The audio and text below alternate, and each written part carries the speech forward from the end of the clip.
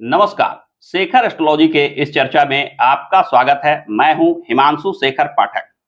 आज की चर्चा में आप जानेंगे जीवन के समस्त दुख, दुर्भाग्य और कष्टों को दूर करने की शक्ति रखने वाले इष्ट देवता के बारे में।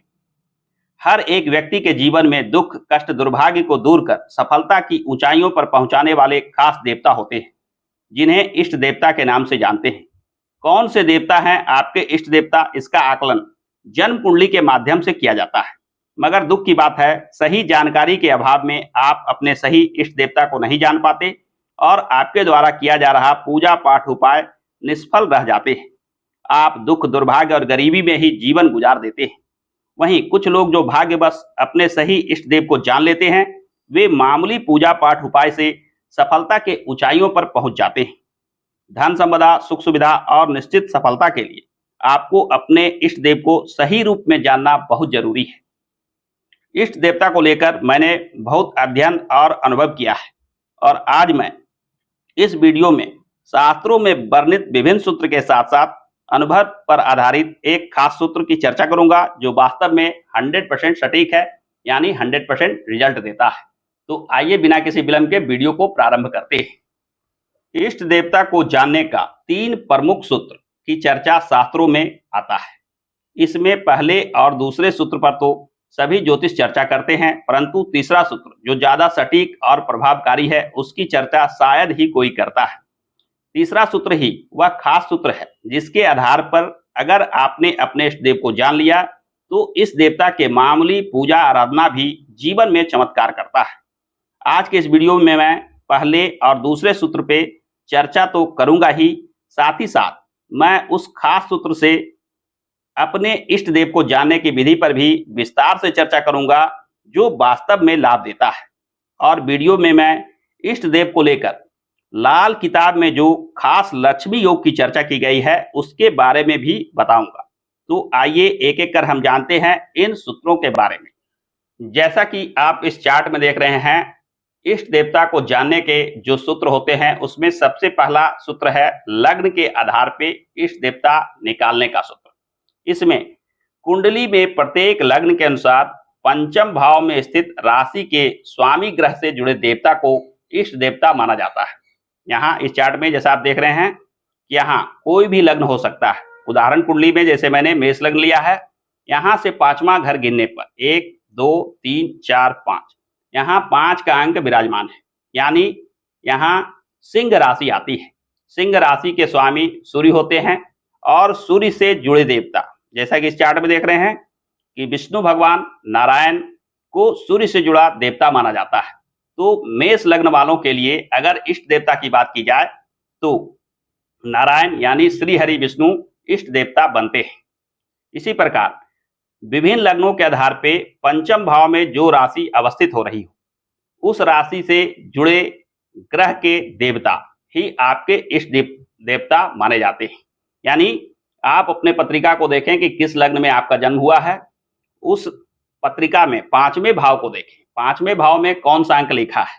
जैसा कि मैंने इस चार्ट में बना रखा है कि इन अंकों के खास ग्रह राशि स्वामी बनते हैं। जैसे 1 और 8, यानी मेष और वृश्चिक राशि के स्वामी मंगल बनते हैं। तो यदि पंचम भाव में 1 और 8 लिखा हो तो मंगल को पंचम भाव का स्वामी मानना चाहिए।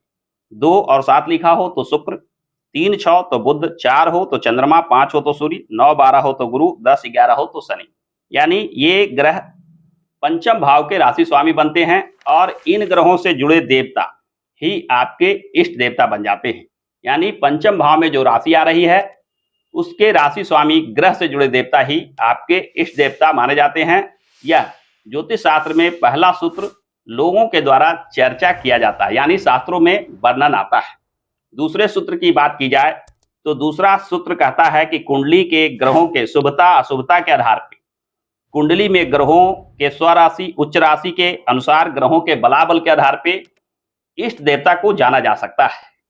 किसी भी जन्म पत्रिका में जो 9 ग्रह होते हैं, उन ग्रहों में जो ग्रह का बलाबल सबसे ज्यादा हो, यानी पूरे कुंडली में सबसे बली ग्रह का आकलन सबसे पहले हमें करना चाहिए। यानी सूर्य से लेकर राहु केतु तक जो भी ग्रह जन्म पत्रिका में शुभ फल विशेष रूप से दे रहे हो, साथ ही साथ अपने स्वराशि के उच्च राशि के होकर पूर्णतः बली हो गए।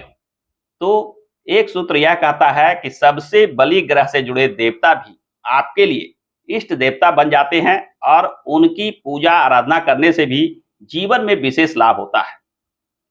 जन्म कुंडली को अगर इस प्रकार से आकलन करके इष्ट देवता निकालते हैं तो निश्चित रूप से आपको लाभ दिखाई देता है, क्योंकि जन्म पत्रिका में जो ग्रह सबसे मजबूत स्थिति में आ जाएगा उसके फलाफल आपको विशेष रूप से प्राप्त होते हैं। उनसे जुड़े देवता को जब हम इष्ट देवता मानकर पूजा आराधना करते हैं तो निश्चित मानिए कि जन्म पत्रिका का वह ग्रह जो विशेष शुभ है, विशेष बली है, वह विशेष फल देने की स्थिति में आ जाता है और जीवन में लाभ ही लाभ प्राप्त होने लगता है। ग्रहों के बलाबल के लिए अनेक चीजों का आकलन करना पड़ता है, जिसमें सबसे पहले कोई ग्रह स्वराशि का हो तो उसे अच्छा मानना चाहिए, फिर कोई ग्रह उच्च राशि का हो तो उसे अच्छा मानना चाहिए। तो इस प्रकार से जन्म पत्रिका में जो ग्रह शुभ और बली हो गए हो उससे जुड़े देवता को भी इष्ट देवता मान के उसके पूजा आराधना का विधान बताया गया है। तीसरा सूत्र जो सबसे महत्वपूर्ण सूत्र माना जाता है, उसके बारे में अगर चर्चा की जाए तो यह जन्म नक्षत्र के आधार पर निकाला जाता है। यानी आपका जन्म जिस नक्षत्र में हुआ हो उस नक्षत्र का सीधा सीधा संबंध आपके इष्ट देवता से जोड़कर देखा जाता है।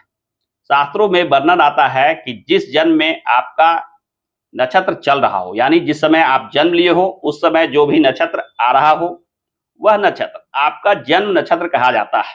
इसके पूर्व आप जिस नक्षत्र में थे, यानी जन्म से पहले जो नक्षत्र में आपका आत्मा भ्रमण कर रहा था, उस नक्षत्र के देवता ने ही आपका लालन पालन किया और उनके ही आज्ञा से आप भी इस धरती पे, इस पृथ्वी पे पुनः आगमन प्राप्त हुआ। यानी तीसरा सूत्र कहता है कि जन्म नक्षत्र के पूर्व नक्षत्र में जहां आत्मा निवास कर रही थी उस नक्षत्र के देवता के अनुमति से ही आपका जन्म हुआ है। अतः जन्म नक्षत्र के पूर्व नक्षत्र का महत्व विशेष होता है। तो आप भी अपने जन्म नक्षत्र के पूर्व नक्षत्र का आकलन करके उससे जुड़े देवता का पूजा पाठ या विधान करते हैं, उपाय करते हैं, तो निश्चित मानिए कि आपको भी विशेष लाभ होता है। नक्षत्रों की संख्या 27 होती है। आइए हम उन 27 नक्षत्रों से जुड़े देवता को एक एक कर हम जानते हैं। जैसा कि आप इस चार्ट में देख रहे हैं कि नक्षत्र के कौन से देवता होते हैं, इसका मैंने एक सूची बना रखा है। आपका जन्म किस नक्षत्र में हुआ है उस नक्षत्र को जान लें और उससे ठीक पहले के नक्षत्र से जुड़े देवता आपके लिए वह खास देवता बन जाते हैं जिनकी पूजा आराधना आपके जीवन में विशेष लाभ देता है और निश्चित रूप से सफलता दिलाता है। इस चार्ट के अनुसार अश्विनी नक्षत्र के देवता अश्विनी कुमार, भरणी के यम, कृतिका के अग्नि, रोहिणी के प्रजापति, मृगशिरा के चंद्र, आद्रा के रुद्र, पुनर्वसु के अदिति, पुष्य के बृहस्पति, अश्लेषा के नाग या सर्प, मघा के पितृ, पूर्वा फाल्गुनी के भग, उत्तरा फाल्गुनी के आर्यमा, हस्ता के सवितुर, चित्रा के विश्वकर्मा, स्वाति के पवनदेव, विशाखा के इंद्राणी, अनुराधा के मित्र और ज्येष्ठा के इंद्र, मूला के काली, पूर्वाषाढ़ा के अपस देवता, उत्तराषाढ़ा के विश्वदेव, श्रवणा के विष्णु भगवान और धनिष्ठा के अष्टवसु, शतभिषा के वरुण, पूर्व भाद्रपद के अज एगपद, उत्तर भाद्रपद के अहीर बुधन्य और रेवती नक्षत्र के पूषण यानी पशुपति देवता माने जाते हैं। आप भी अपने जन्म नक्षत्र के पूर्व नक्षत्र को देखकर इस चार्ट के आधार पर मिलान कर देखें कि कौन से देवता आपके लिए इष्ट देवता बन रहे हैं। उनके पूजा आराधना करने से आपके जीवन में भी विशेष लाभ तुरंत ही दिखाई देने लगेगा। लाल किताब की अगर बात की जाए तो वैसे लोग जिनके जन्म पत्रिका में यह जो 7वां भाव होता है, यहाँ इस भाव में चंद्रमा विराजमान हो, उनके लिए लाल किताब कहता है कि जिनके जन्म पत्रिका में चंद्रमा सप्तम विराजमान हो वह साक्षात लक्ष्मी का अवतार माना जाता है। यानी चंद्रमा विशेष धन संपदा और लक्ष्मी देने वाले बन जाते हैं। उन लोगों के लिए जिनके सप्तम भाव में चंद्रमा विराजमान हो, उनके लिए इष्ट देवता के पूजा आराधना करना कहीं ना कहीं लक्ष्मी योग को पूर्णतः जागृत कर देता है। यानी लाल किताब भी कहता है कि सप्तम भाव में चंद्रमा विराजमान होकर जब लक्ष्मी योग बना रहे हो, उस व्यक्ति को अवश्यमेव अपने इष्ट देव को जानकर उनका विधिवत रूप से पूजा आराधना करना चाहिए। यदि आप भी अपने जन्म पत्रिका के आधार पे इष्ट देवता को जान लेते हैं, इनकी विधिवत रूप से पूजा आराधना करते हैं, तो जीवन में आ रही समस्त बाधा विघ्न कष्ट दूर हो जाते हैं और जीवन में सफलता और तरक्की आसानी से प्राप्त होने लगती है। तो इस प्रकार से हमने देखा कि किसी भी व्यक्ति के लिए कौन से देवता बनते हैं इष्ट देवता, जो जीवन में विशेष धन संपदा और अपार सफलता दिला सकते हैं। आप भी अपने पत्रिका में इन 3 सूत्रों के आधार पे अपने इष्ट देवता को जान लें। खासकर मैंने जो यह तीसरा सूत्र जन्म नक्षत्र के आधार पे बताया है, उसके आधार पे अपने इष्ट देवता को जान लें, उनका पूजा पाठ और उनसे जुड़े उपाय करके जीवन में आप निश्चित रूप से लाभ प्राप्त कर सकते हैं। नक्षत्रों के आधार पे जो देवताओं का वर्णन मिलता है, वह वैदिक काल के देवी देवताओं का नाम आता है। कुछ देवी देवताओं का नाम आप पहली बार सुन रहे होंगे, क्योंकि वेद शास्त्रों में बहुत सारे देवी देवताओं का वर्णन आता है, जिनकी पूजा आराधना आज के समय में प्रायः करके कम हो गई है। कुछ खास विद्वान लोग ही उनके बारे में जानते हैं, परंतु फिर भी आप अपने जन्म नक्षत्र के पूर्व नक्षत्र के आधार पे देवता का जो वर्णन मिलता है, उसके आधार पे जानकर समझकर खोजकर उस देवता के पूजा आराधना अवश्यमेव करें।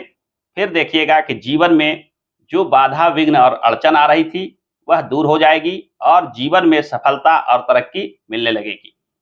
तो आज के संक्षिप्त वीडियो में बस इतना ही। आशा करता हूं कि आज का यह वीडियो आपको पसंद आया होगा। यदि आज का यह वीडियो आपको पसंद आया है, तो हमारे इस वीडियो पे लाइक और कमेंट करना ना भूलें।